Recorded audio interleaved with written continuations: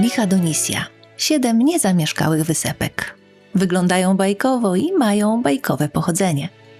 Powstały bowiem z ciała Lichasa, sługi Heraklesa. Lichas nieświadomie podał Heraklesowi zatrutą szatę. Cierpiący z bólu Heros w szale rzucił sługę do morza. Z jego rozpadającego się ciała powstały wysepki. Podobno duch Lichasa wciąż tu się błąka. W starożytności żeglarze unikali tej okolicy.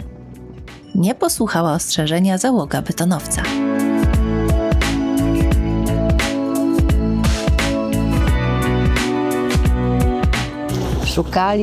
Szukaliśmy betonu na dnie, bo tu na dnie leży betonowiec, czyli statek z betonu. Ten statek pracował dla nazistów. Przewoził materiały wojskowe dla potrzeb armii niemieckiej. No i w 1943 roku został zbombardowany. A z betonu podobno zatonął natychmiast. Pewnie jak kamień wodę.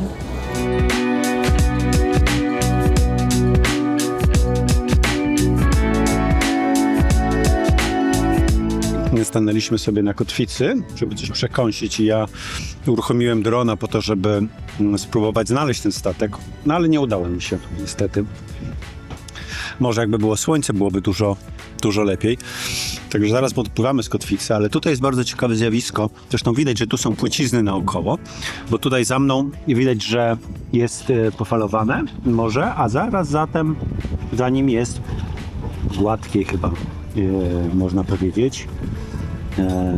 No i tutaj jest tak dość nieprzyjemnie, więc uciekamy stąd i płyniemy do portu, który jest tutaj 4 mile na północ i spróbujemy tam znaleźć miejsce.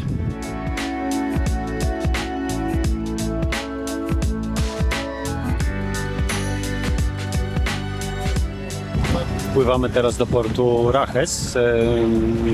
Zastanawialiśmy się, czy longside'em, czy rufą i chyba jednak będziemy rufą zoomować. Bo jest miejsce. Podobno są mooringi, więc być może nawet kotwicy nie będziemy rzucać. Tylko mooringi. Bardzo zimno jest. Bardzo zimno jest.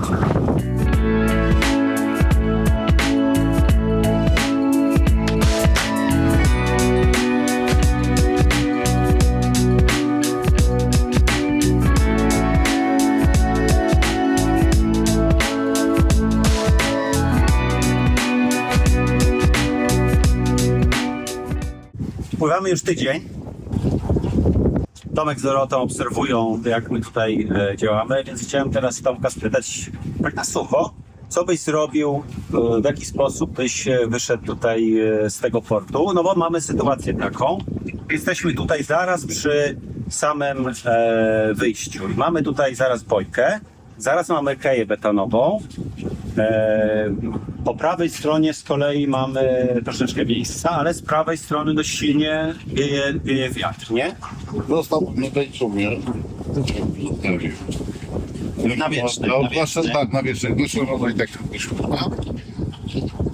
odpaliłem silnik, tak żeby ustawić jak na wprost, na tej wodzie. Na pilniku, nawet już tam wprost. Wtedy oddałbym mooring, odczekał chwilę i spróbował wyjść w lewo i w razie czego, gdyby się okazało, że ten wiatr nas za słabo znosi, no to można się tym pędnikiem w strumieniu wspomóc, żeby będzie bardziej użyć w lewo. No tak. No i trzeba uważać, że oczywiście ten mooring coś tam jest. Więc mamy taką sytuację, no chyba tak zrobimy. Można by jeszcze pomyśleć żeby skręcić w prawo, ale mamy dość silny wiatr, więc może jest szansa, że nam ciuchnie, nie odegnie w prawo, zwłaszcza, że tutaj są mooringi, więc musielibyśmy dość mocno na silniku do przodu dać. Więc tak zrobimy. No, to znaczy oddamy tą cumę, na tej będziemy zawias robić, dam do przodu dość silne obroty, tak żeby stabilnie utrzymać ciąg. Spróbujemy, zobaczymy. Ja myślę, że nie stabilnie, no wtedy zmienimy plan, ale stabilnie ciąg, rzucamy mooring, tył się nam utrzymuje, puszczamy cumę, wypływamy od razu w lewo.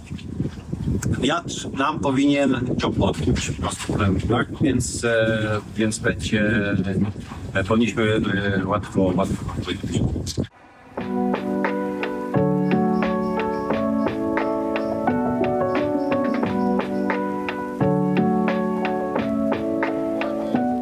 Mooring to w greckich portach luksus. Zwykle cumuje się rufą do kei z kotwicą. Czasem mooringi są stare, zaniedbane i trzeba zachować ostrożność przy cumowaniu. Mooringi w tym porcie sprawdziły się doskonale.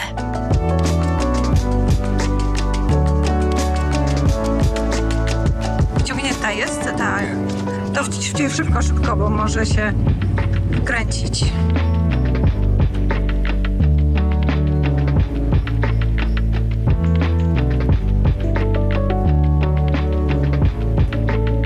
Jednak plan zmieniliśmy i postanowiliśmy odbicie tak w prawo, a to głównie dlatego, że po pierwsze wiatr się zmniejszył, więc były mniejsze szanse, że nam zrobi się strzałem. No dwa, wiatr się zwiększył, więc akurat mieliśmy dobre okienko.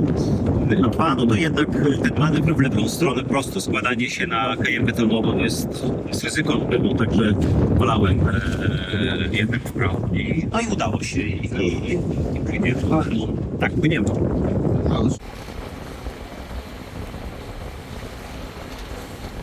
Test numer, nie wiem który Starlinka, ale któryś. Tym razem ustawiliśmy Starlinka po prostu w ruchu.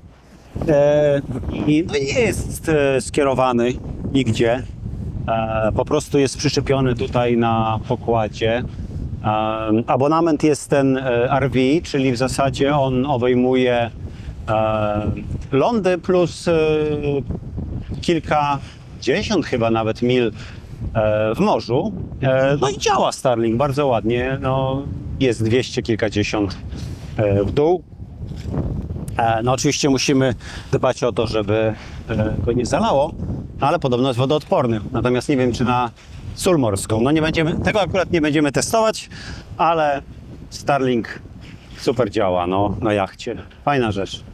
Jestem w Grecji, jem masala chai i mam książkę Dionysiosa Stourisa Kefi.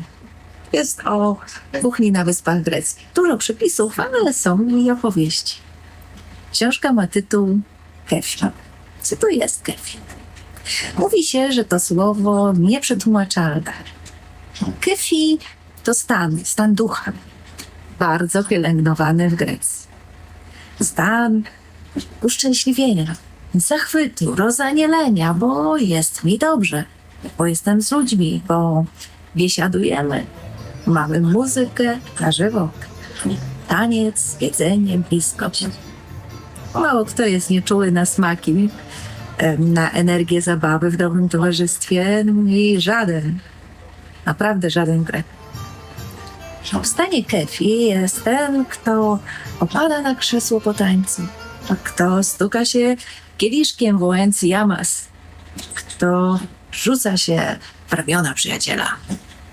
I może ktoś, kto płynie jachtem z greckiej wyspy na grecką wyspę, pije masala chai i czyta. Większość wysp, o których pisze Dionysios Stouris w książce Kefi, znam. I już na pierwszej stronie pojawia się coś, z czym współodczuwam. To właśnie lubię w greckich wyspach. To, że każda jest własna, ma swoją duszę, swoją niezwykłość. Kuchnia to jedno, architektura, przyroda drugie, a trzecie opowieści, mitologia. Na każdej wyspie wydarzyły się jakieś historie z mitów. Mity nabierają kształtu, mocy.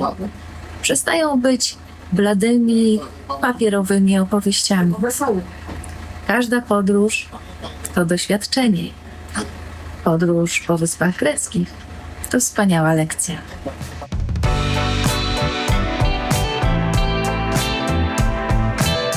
Nieustraszenie wracamy wzdłuż Lichadów, mimo że Lichas i nam wszedł w drogę, zabrał słońce.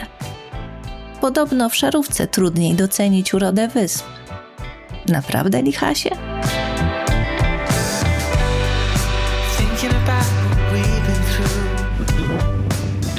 Wracamy w kierunku Lafio. Jeszcze kilka dni nam zajmie, ale już powoli wracamy. Zwłaszcza, że Krzysztof musi we wtorek rano pojechać pociągiem do Aten na samolot. No i teraz jesteśmy blisko takiego portu, Skala Atlantis się nazywa. Bardzo mały rybacki port.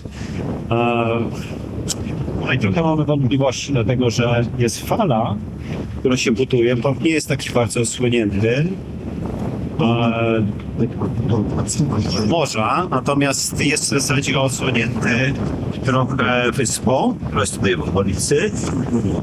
No i będziemy musieli troszeczkę kombinować.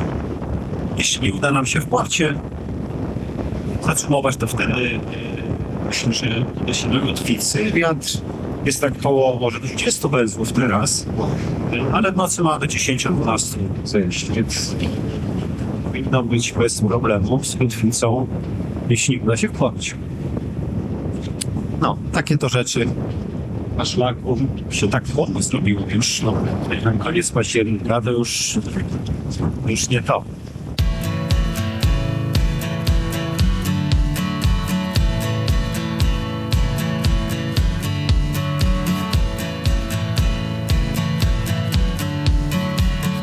Mało słońca, dużo wiatru. Grecja po sezonie. Każdy z nas dzielnie stawia zakapturzone czoło jesiennej pogodzie. No tak, no więc podchodziliśmy do portu i tak 6 metrów, super, fajnie. 4 metry, fajnie. Ale pod samym portem było tak 2,3, 2,2, 2,1, 2,0, 1,9, 1,8. No i w zasadzie już 2,2 to podjąłem decyzję, żeby się wycofywać i tak zanim żeśmy wycofali, to już było 1,8. No więc zdecydowaliśmy, że jedziemy do zatoczki. To jest taka zatoczka osłonięta przed wiatrem przy wyspie Atalandi, bardzo ładna wyspa. No i powinniśmy tu być za 5 minutek.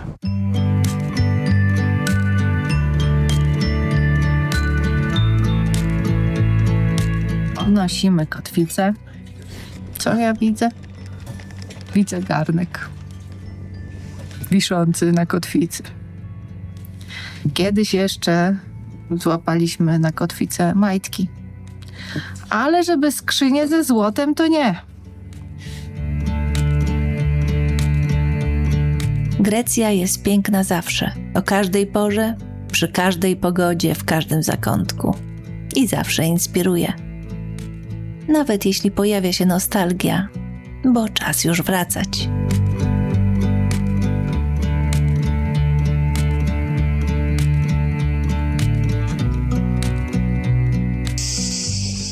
Cześć. Cześć, hej. Hello. To my. Pływamy. Może nas zasubskrybujesz? To będziemy się widzieć częściej.